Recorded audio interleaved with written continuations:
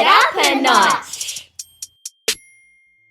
I'm Rach, your curriculum guide, here to help you connect tech to powerful learning. And I'm Claire, your tech guru, ready to demystify the digital world for your classroom. Today, we are talking about the digital fridge door. I saw that and I like it. Yeah. I like it because door rhymes with Seesaw!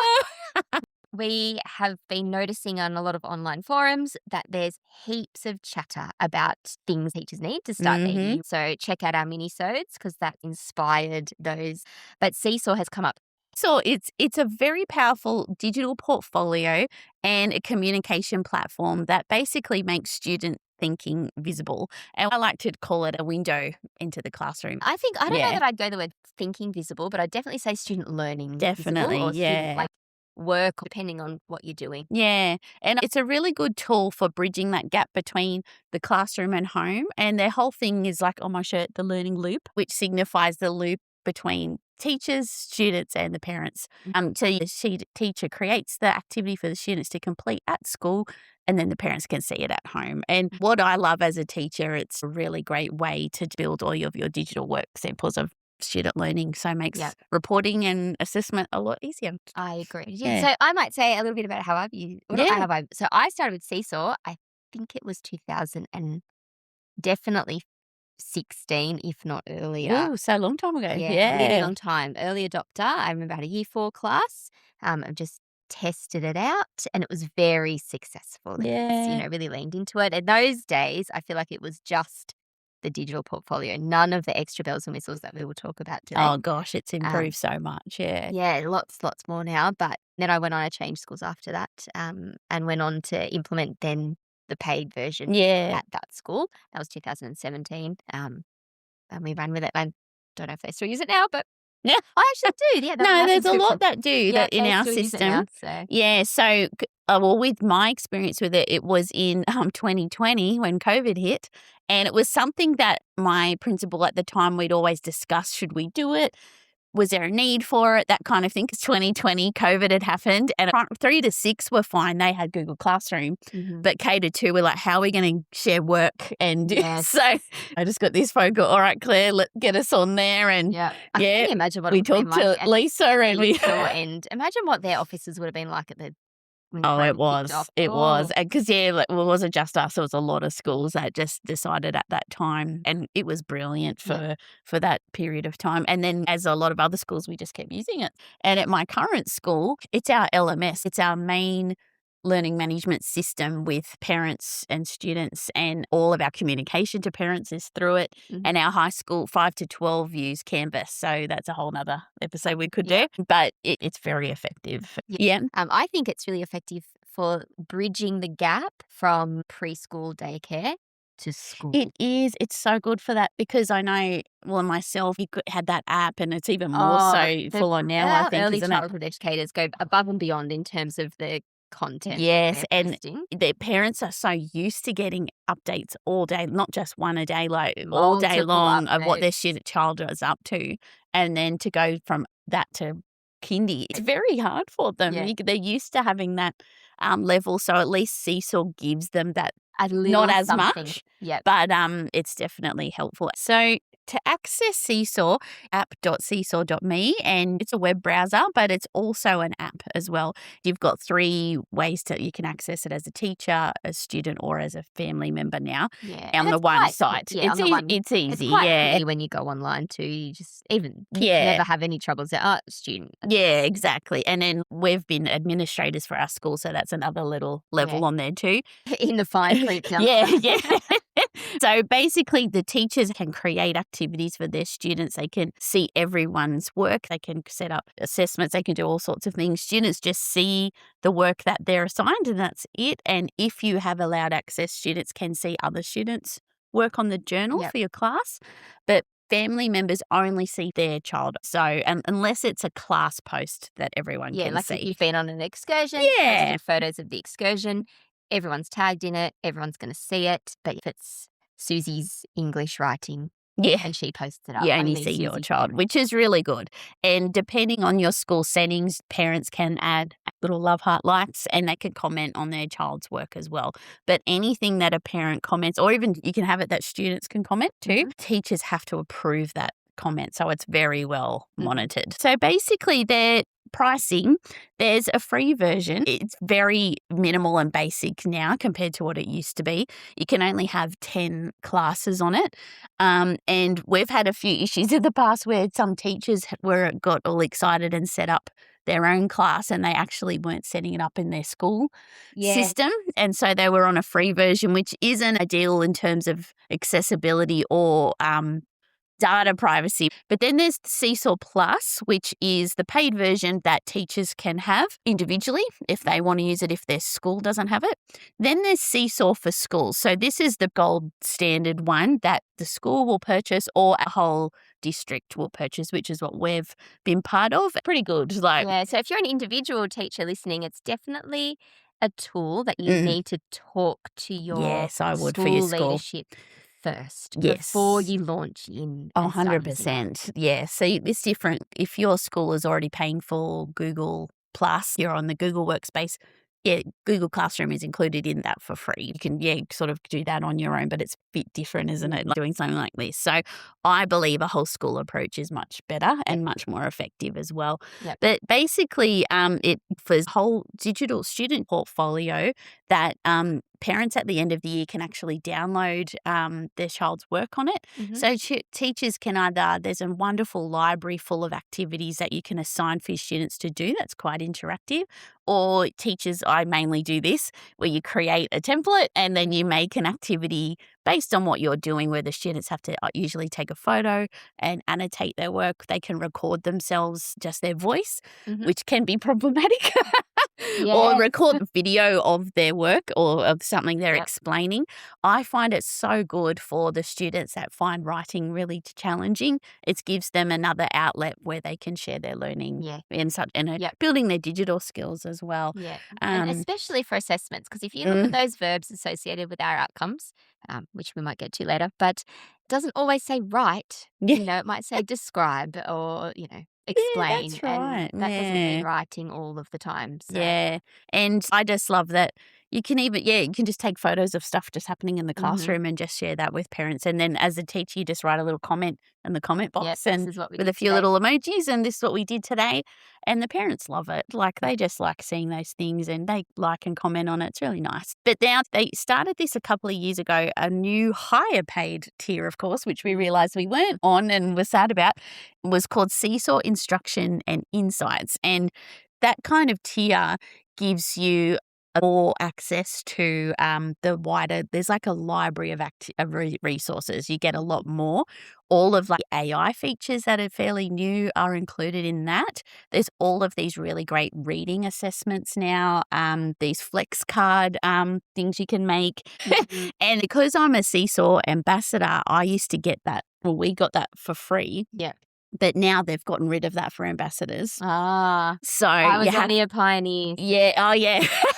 And so that part, I was like, oh, I don't have that anymore. But then my school asked for a trial. So we were very lucky. We were given a 2-term trial last year of Insights, and it's really good. And so we were trying to look at avenues for reading assessments, and because we had it and we use Seesaw so much, it was a really great extra little form of assessment you can use. So I do recommend it, but yes, it is quite a bit more. So we're waiting and wondering what's going to happen with our access to that. But so in Seesaw, there are different levels, like with a lot of things where you can do accreditation and certification things. I really, really recommend the Pioneer course. It's 45 minutes and basically you get a little badge next to your name and then you get more access to the community library and that sort of stuff. Good, because we will talk a bit more about that being school-wide, but if a school was moving on to Seesaw, you want to skill all of your teachers will use the Pioneer course Yeah, to that's do what I've your done. PD session. You know, Definitely. 10 minutes to intro, everyone does it in 45 minutes. Yeah. You're out in an hour. It's really good. And then after you've been on a Pioneer for a year, and if you're using Seesaw quite a lot, you get an invite to become a Seesaw ambassador. And that's that next level of expertise. So if you're a leader of Seesaw in your school, or if you're using it quite a lot and want to build your knowledge, yeah, totally do it. And you just have to renew that once a year. And it's always when the American school year finishes in that June, July holidays time, you've got to redo it. And it's usually in 2 parts. But it's good because it just gives you the up-to-date. I think you have to redo the Pioneer too. Yeah, you do, yeah. I So remember reading but it makes sense. It's because they always are updating the features for it. So Seesaw will work on any device pretty much that has a camera and a microphone. I found when we're using it with Chromebooks and iPads, a lot of the time you run into trouble if the settings, you've got to allow access to the microphone and to the video. It's very easy fix, but kids are like, Miss, I don't know how to use it. But yeah, so in terms of using it in the classroom, so gosh, would you want to start? There's so many practical examples, hundreds I've and got hundreds. so much notes here. So I might start with how it links to curriculum. Yeah, okay. That's a bit more Sounds good. Yeah. broad, I suppose, and then we'll come in with specific examples. Yeah, cool. So if we're looking at the Australian curriculum, and to my knowledge, all of our state-based curriculums have the same thing, we are looking at multimodal texts. And we were talking about this just the other day, possibly in Canva. And yeah, we were. Else. Yeah. Multimodal text, so a combination of 2 or more communication modes in the one type of response. So with particularly your kindy kids can very easily create a multimodal text in Seesaw. Oh, it's great for kindy. We used to go to schools and teach kindy how to use it. We did. Like I wouldn't launch in term 1. No. Mid-year, depending on your cohort. And it's impressive how it teaches them so much. Particularly, most schools would have an iPad. How to take a photo, how to hold it over my work so I show my work, how to record themselves, how to drag draw and a drop, picture. how to change colour, change font. Oh, it's brilliant. Lots of different basic ICT skills. So I suppose that comes into the creating with ICT cross-curriculum priorities.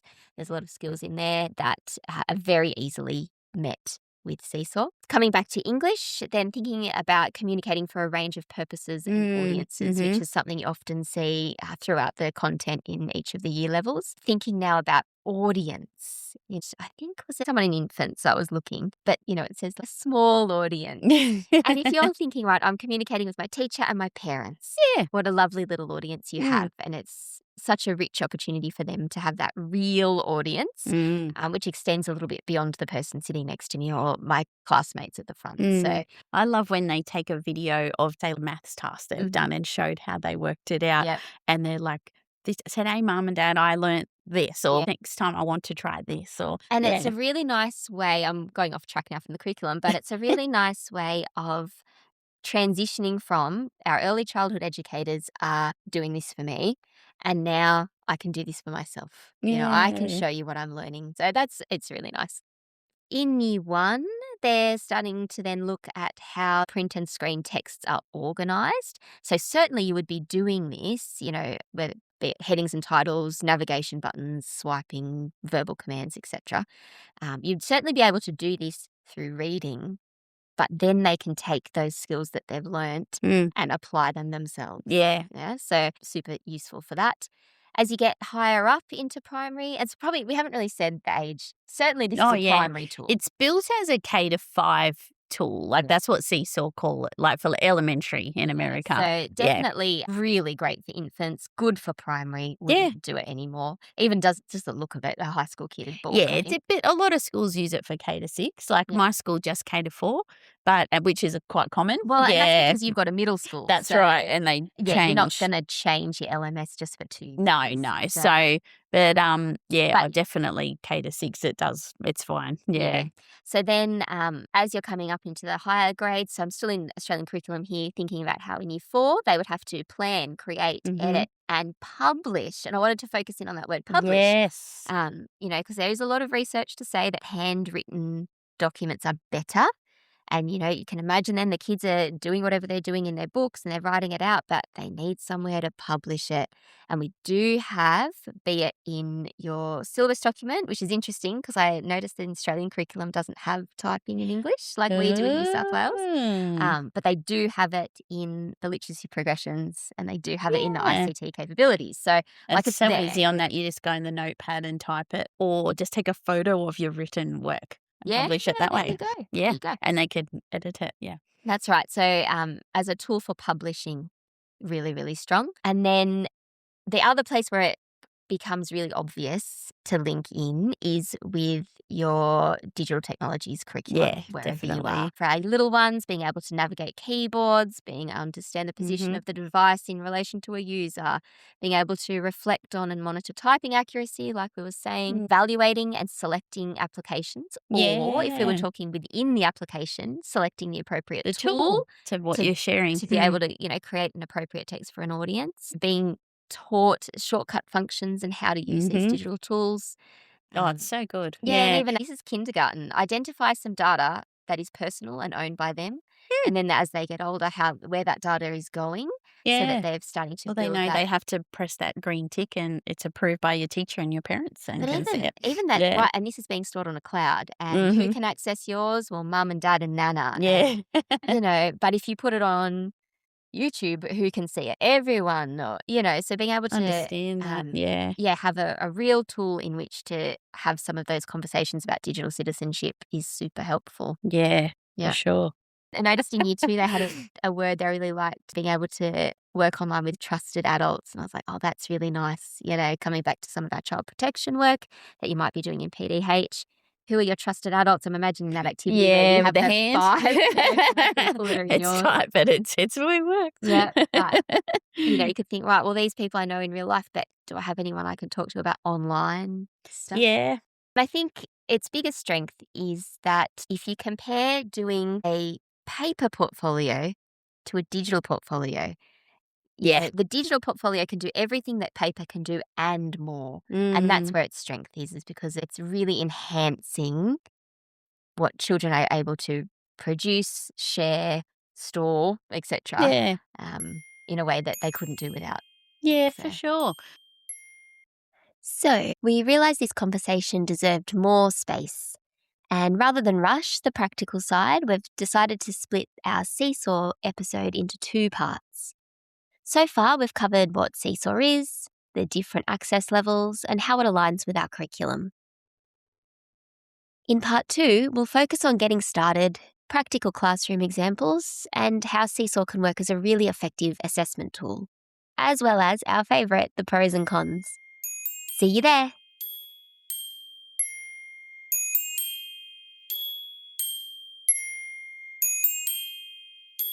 Take it up a notch.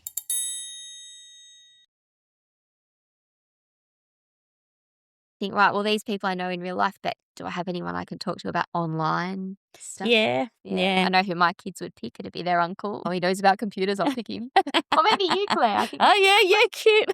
so.